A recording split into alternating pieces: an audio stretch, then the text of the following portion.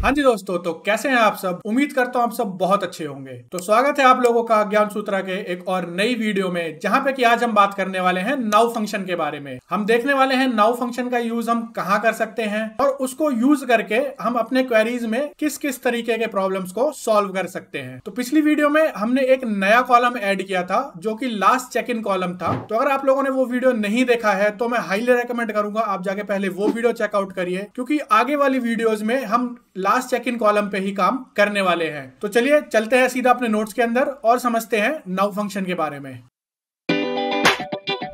तो अब हम आ चुके हैं अपने नोट्स के अंदर और चलिए नाउ फंक्शन के बारे में समझते हैं। The now function in MySQL returns the current date and time in date time format. तो अभी तक के जो हमारे फंक्शंस थे वो क्या रिटर्न करते थे, वो सिर्फ और सिर्फ डेट कॉलम को रिटर्न करते थे या फिर मंथ को या फिर ईयर कॉलम को रिटर्न करते थे। उन फंक्शंस में टाइम का कहीं पे भी यूज नहीं था। बट अगर हम नाउ फंक्शन का यूज करेंगे तो नाउ फंक्शन जो है वो हमें डेट और टाइम दोनों रिटर्न करेगा। It is a versatile function commonly used in managing time sensitive data. तो ये एक ऐसा फंक्शन है जहां पे कि हमें ऐसा कुछ मैनेज करना है जहां पे कि टाइम का भी हमें यूज आ सकता है। जैसे कि हमने बात करा था लास्ट चेक इन का, तो लास्ट चेक इन में हमारा डेट के साथ साथ टाइम का भी यूज वहां पे कहीं ना कहीं रहेगा कि एम्प्लॉय किस डेट को उसने लास्ट चेक इन किया और किस टाइम को उसने चेक इन किया। तो वहां पे दोनों चीजें मैटर करती हैं। तो वहां पे हम नाउ फंक्शन का यूज कर सकते हैं। तो इसका सिंटेक्स बहुत ही ईजी है। हमें सिर्फ और सिर्फ नाउ फंक्शन को कॉल कर देना है और हमें जो फॉर्मेट है, जो आउटपुट फॉर्मेट है, वो कुछ इस फॉर्मेट में मिल जाएगा जो कि है ईयर, मंथ,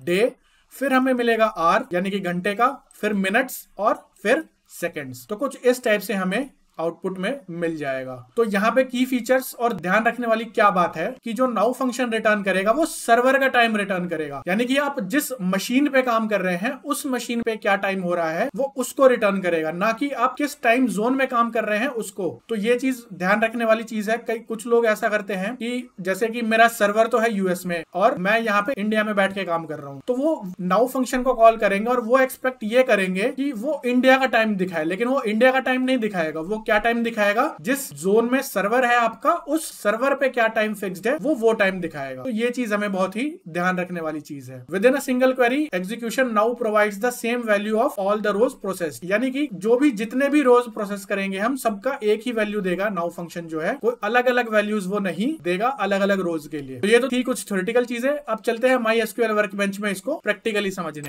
तो अब हम आ चुके हैं अपने MySQL वर्कबेंच पे और चलिए समझ लेते हैं थोड़ा सा नाउ फंक्शन के बारे में। तो पहले हम नाउ फंक्शन को ही कॉल करके समझते हैं कि वो क्या आउटपुट देता है। तो अगर मैं सेलेक्ट नाउ फंक्शन को कॉल कर देता हूं तो आप यहां पे देखेंगे आज का डेट और अभी का टाइम, इसने दोनों चीज दे दिया, यानी कि 2024 दिसंबर और 4 तारीख हो रहा है और रात के 10:31 और 46 सेकंड पे मैंने इसको रन किया, इस क्वेरी को मैंने रन किया। तो वो यहाँ पे आउटपुट यहाँ पे इसने प्रोवाइड कर दिया। अब मैं नाउ फंक्शन में से कुछ चीजों को एक्सट्रैक्ट भी कर सकता हूँ डिपेंडिंग ऑन द कंडीशन की मेरा क्या रिक्वायरमेंट है। उस रिक्वायरमेंट के हिसाब से मैं कुछ चीज एक्सट्रैक्ट कर सकता हूँ, जैसे कि मैं डेट इसमें से एक्सट्रैक्ट कर सकता हूँ कुछ ऐसे। अगर मुझे हार्ड कोडेड डेट नहीं डालना है, मुझे डेट ऐसा रखना है एज अ वेरिएबल कि जो भी रिक्वायरमेंट है उस रिक्वायरमेंट के हिसाब से वो डेट को फ्लेक्सिबली ले ले। तो वहां पे हम नाउ फंक्शन का यूज करके और उसके ऊपर हम डेट फंक्शन को कॉल कर सकते हैं। तो अब मैं इसको रन करूंगा यहाँ पे, तो आप देखेंगे कि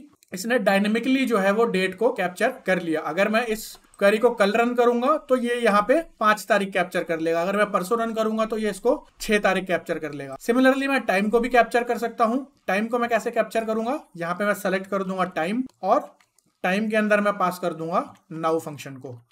तो अब ये यहाँ पे आप देखेंगे तो जो करंट टाइम हो रहा है इसने करंट टाइम डायनेमिकली कैप्चर कर लिया, यानी कि फिलहाल जो मैंने लास्ट रन किया था उस टाइम क्या टाइम हो रहा था, 10:33 और 8 सेकंड। तो अब अगर मैं इसको रन करूंगा तो यहाँ पे जो मेरा टाइम है वो चेंज हो जाएगा। अब अगर मैंने इसको रन किया तो 10:33 और 25 सेकंड। तो कुछ इस तरीके से हम अपने टाइम को डायनेमिकली कैप्चर कर सकते हैं बिना हार्ड कोड किए कोई भी वैल्यू को।